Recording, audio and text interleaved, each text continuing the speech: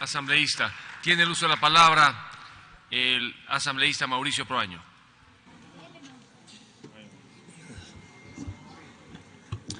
Si nos puede poner la presentación, por favor. Bueno, buenas tardes, señor presidente encargado, compañeros, compañeras asambleístas, pueblo ecuatoriano. Antes de iniciar el tema, quisiera indicar, en la comisión se aprobó un informe con mayoría, pero en su resolución en ningún momento decía que se observe la proforma.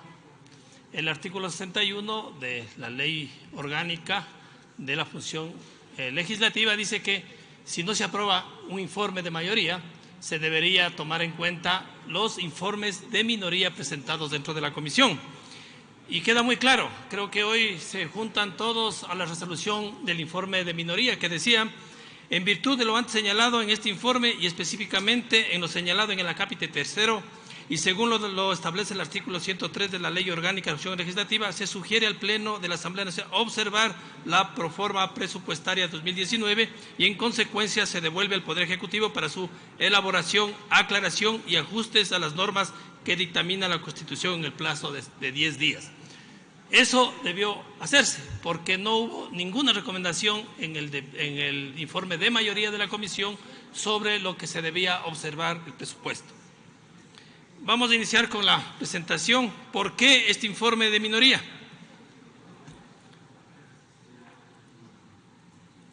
Pasemos, por favor.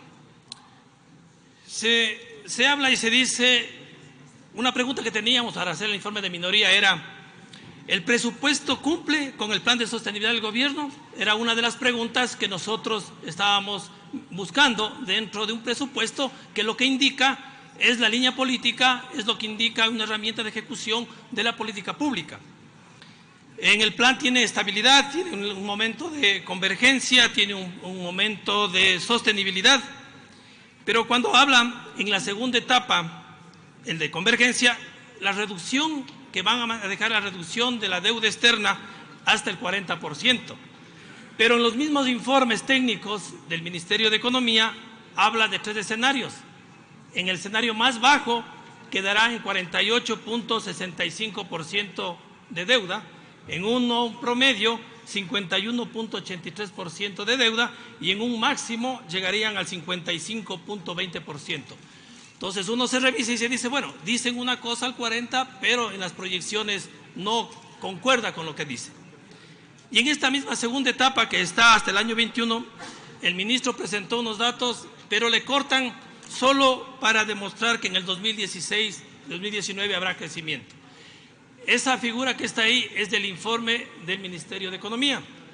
Y dice, como ustedes ven, una proforma que apunta al menor crecimiento de la economía. Ahí está completa la curva que presentaron. No estaba con el corte al 19, porque después del 21 baja el crecimiento del país. Nuevamente dice, aumentará la inflación, bajará el precio del petróleo y bajará la producción petrolera. Hay que ver todo. No solamente le voy a poner la curva a la predicción que me va a dar algo de oxígeno en este año. Por eso creo que este presupuesto no contribuye a los objetivos nacionales que se busca para el país. Otro de los temas que dijo aquí el ministro y se dice, el mismo presupuesto dice, se cumple, y es la pregunta, se cumple con la directriz de la proforma, la equidad social y redistribución de la riqueza. Cuando se realiza en toda América Latina los estudios sobre coeficiencia de Gini, se sabe que lo que es la cuestión fiscal, que baja puntos y ayuda mucho para las equidades e igualdades en el mundo. Y también la inversión en educación y salud, que mejora totalmente las desigualdades. Ecuador, como se ve en la figura de arriba, está entre los países con mayores desigualdades. El 1% de los más ricos del Ecuador manejan el 16% del ingreso total del país. Estas inequidades son las que se deben bajar. Y en la década pasada, aunque critiquen, pero pueden revisar informe de CEPAL, el último noviembre del 2018, dice, Ecuador bajó las desigualdades en un 6%. 6 puntos bajó de desigualdades. ¿Por qué hizo esto? Dice claramente gasto en salud, más gasto en salud, educación, impuesto a la renta, se cobró mejor. Y eso ayudó a equilibrar para hacerle a una sociedad un poco más justa. Entonces, cuando se habla, se dice, bueno, la diferencia. En la década pasada, según no es el informe de la bancada, no es el informe del Banco Central, es del Centro Internacional de Economía y Política de los Estados Unidos, dice, Ecuador disminuyó las desigualdades según el coeficiente de Gini a 0,55 a 0,47 en el 2006 al 2016, o mediante el ratio entre el 10% más rico y 10% más pobre y la distribución de la renta de 36 a 25 hasta el año 2012. Duplicó el gasto social en porcentaje de PIB del 4.3% en el 2006 a 14.8% en el 2016. La salud del gasto se duplicó y por eso hubo reducción de la pobreza en 38% y pobreza extrema en 47%.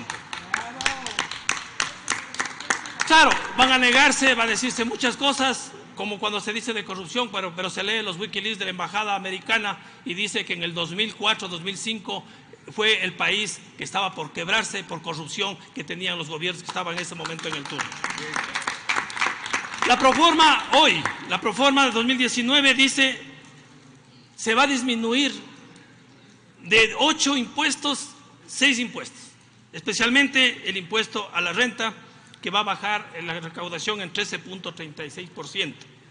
Entonces, uno no entiende, si queremos seguir bajando desigualdades, que los que más tienen, y no le confundan al pueblo ecuatoriano cuando dicen cuando más impuestos para todos, no. Los impuestos deben ser progresivos y los que más ganan, los que sacaron 52 mil millones de dólares, sacaron del país en el periodo de los 10 años, que fue muchos empresarios en el país, ellos deben pagar sí los impuestos. La gente que gana su salario tiene que tener su precaución como país.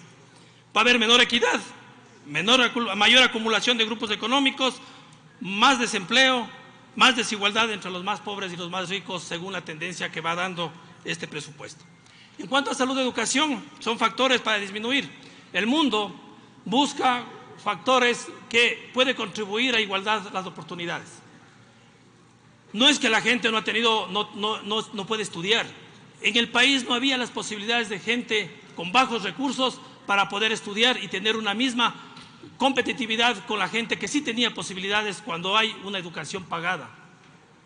Por eso, una de las medidas claves en el mundo, no solo aquí, en Europa, la educación superior es gratuita, porque le da a la persona pobre la opción de ir a la educación superior y competir en el mercado laboral con mejores condiciones con los que sí tienen la oportunidad de educarse en universidades pagadas, que tienen todo el derecho a seguir existiendo, pero también hay que dar la oportunidad a las otras universidades. Y en el cálculo, y ahí tenemos que hacer una reforma a esto o aclarar, es fácil para el Ministerio de Economía jugarse con el presupuesto codificado o con el presupuesto que tenía que ser el aprobado. Si yo tengo el presupuesto codificado menor que el presupuesto aprobado, pues le calculo con eso para darle menos dinero al que corresponde. Y eso es lo que está pasando en educación y salud. En un momento, cuando el presupuesto el aprobado es menor, ahí se juega con ese presupuesto. Pero cuando es codificado y yo puedo quitar dinero en algún rubro, hago con el presupuesto codificado. Por eso creo que este tema hay que aclararle muy fuertemente porque eso perjudica. Y lo que dice la Constitución es incremento del 0,05% anual. No dice va a subir, va a bajar, ninguna cosa, dice incremento. Pasemos. Un tema también que preocupa es disminuye el plan anual de inversiones. Solo les voy a leer la última frase de un estudio de hace una semana, que dice, según CEPAL, los planes de inversión gestionados desde la esfera pública podrán revertir la caída de las tasas de inversión, asegurar ganancias de productividad de largo plazo y competitividad en áreas estratégicas para el cambio estructural y reducir las brechas de infraestructura, fomente el crecimiento y el empleo con una perspectiva estratégica y territorial y promuevan energías limpias y renovables. ¿Dónde está la teoría que no hay que hacer más obra pública y que solo tenemos que hacer cuestiones que tienen que ver el sector privado? Le queda un minuto, señor asambleísta. Bueno, entonces, uno de los temas, el programa anual de inversiones disminuye en un 20%. ¿no? Y en obra pública menos del 35%. Pero sí se puede demostrar en el gráfico que está. Ecuador invirtió en el 2013, se invertía en el 2006, 2007 se invertía apenas el 6.1%, el 4% del PIB en inversión pública. En el 2013 incrementó a 14.8%. Cuando uno se revisa la estadística, aumenta inversión pública, disminuye el desempleo. Hoy la presupuesto dice, vamos a disminuir la obra pública, pues por eso va a asomar mayor desempleo en el Ecuador y no va a ser justo para el derecho de la gente que vive aquí en el país. Por último, el tema de derivados deficitarios, y es por eso nosotros hicimos este informe de minoría. Uno de los gráficos que están claro cómo subía el consumo del GLP y del gas. Salieron las cocinas de inducción y usted ve que decrece la curva de crecimiento del gas. Por eso, en la proforma, ahora sí, ya quitaron las cocinas de inducción, ya quitaron lo que es hacer el tratamiento y tener productos de petróleo aquí en el Ecuador. Quitan eso, porque nuevamente vamos a volver a este tema de que el negocio es más importante que la economía del Ecuador.